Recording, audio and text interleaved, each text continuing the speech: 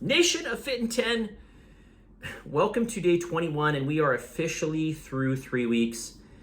30% done the challenge, another 70% to go. And of course, we started the scans this morning, and we had a really good bunch of scans. I was really impressed. Kudos to all of you. I think maybe the lowest grade I gave was I think the lowest grade I gave was like an A-. Yeah, like they were very good. I was really happy. Definitely one of the best second comparative. One of the. I mean, I really guess I shouldn't really say until I do all the scans, but so far, really good. Okay, so kudos to you guys. I hope they continue for tomorrow. And remember too, like the first 3 weeks, like you're just acclimating to everything. Like you're just kind of getting used to things. So, you know, it's kind of expected that maybe, you know, I mean, in most cases, people aren't going to do quite as well as they will in the second to third scan, and of course, third to fourth scan. All right, anything else I want to say here? Let's get into your feedback. So, questions about questions about overtraining, injury prevention, restorative/recovery tips. All right, so this is kind of a big topic here, so I'm going to narrow it down to, or at least I'm going to speak solely here on muscular recovery. And one thing I want to say before I get into some of the points I wrote down here is I lost my train of thought. What do I want to say? Oh yeah, soreness. Soreness is going to be there a lot when you start, okay? And probably for the next number of weeks. And, you know, I've been training since I was about 10 years old, you know, seriously since I was like 12, well, maybe 14, okay? So I've been doing it for a long time. I've been doing it for 30 plus years. And if I want to make myself super sore, I have no problem doing it. It's just like, I can still do that to this day. So soreness is not an indication of lack of training for sure, and it's not an indication that you're out of shape. Okay, it's just, you know, you've applied enough stress to caused some soreness. It is normal. You should be able to get through that soreness after a number of days. Now, after you know, no more than really, you know, max. You shouldn't be sore for more than, you know, 3 to 4 days. Okay, 4 days max. If you're sore for longer than that period of time, it's possible maybe you push yourself too much, but I would say more it's like you're just lacking enough sleep, and or maybe your nutrition's just not there. All right, so anyways, when it comes to managing your soreness, okay, and your recovery, of course, I said that the two things. And I know it sounds like, no, you got to give me like the secret. You got to give me the supplement I need to take, or no, I'm telling you right now, the two things that are going to make the biggest difference are what? They're going to be your food intake. Okay, so getting enough calories and protein, this matters. So just worry about getting your macros, in addition to making sure that these macros come from good quality sources, like real whole foods, or solely from real whole foods, I should really say. And 2, getting enough sleep.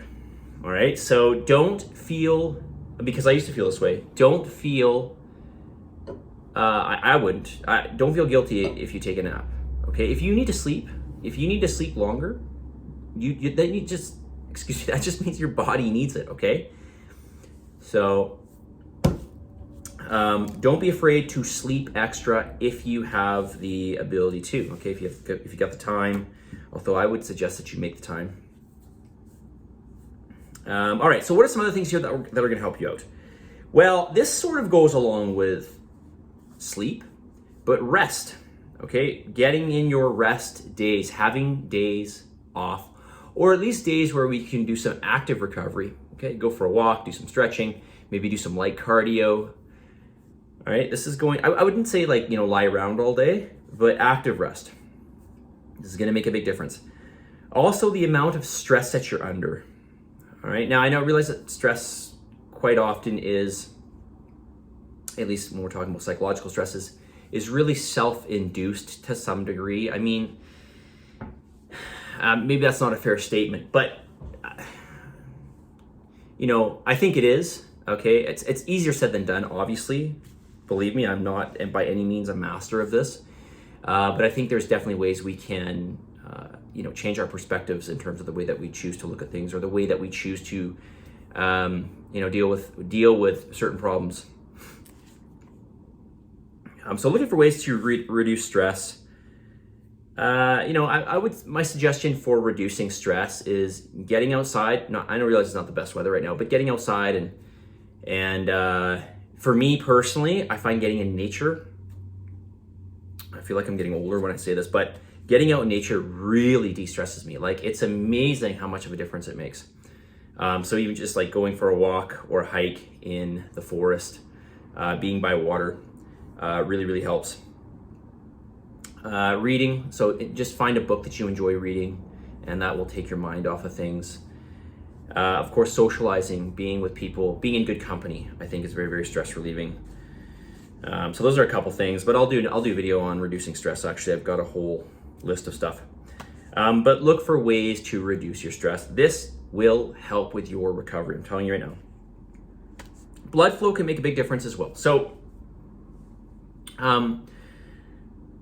more specifically, let's say, I'll give you an example. You have sore legs. Getting on a stationary bike and pedaling against resistance, this, and not going hard, this is going to help with your recovery, okay? At least it's gonna help to remove some of that lactate, some of the metabolic byproducts that build up from doing basically doing the workouts, okay? That's gonna be really, really helpful to reduce the feelings of soreness, okay, at least to some degree. In terms of the micro tears that are causing the muscles, this is just time. Again, this is just, sleep and adequate nutrition. Now, what about cold baths and showers? So yes, there is some truth that this will reduce soreness, but it's not helpful with adaptation. So what this means is, and this is at least what I've seen to date, is that you can reduce soreness. All right, so you can improve the feelings of recovery by doing a cold bath, or going and doing some cryotherapy or whatever, ice baths. But what will happen is that the adaptation that you're trying to get from whatever, let's be specific here. You're trying to get stronger, okay, through doing the weight training.